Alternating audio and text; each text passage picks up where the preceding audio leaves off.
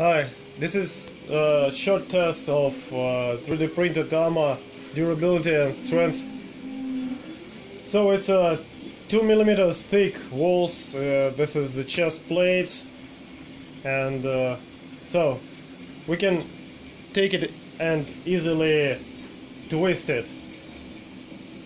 and release. Once again, twist and release, and we can wide it just like that, release. You can squeeze it like this and twist it like this. Oh, this is the supports here. Supports. We can twist and twist and twist and open.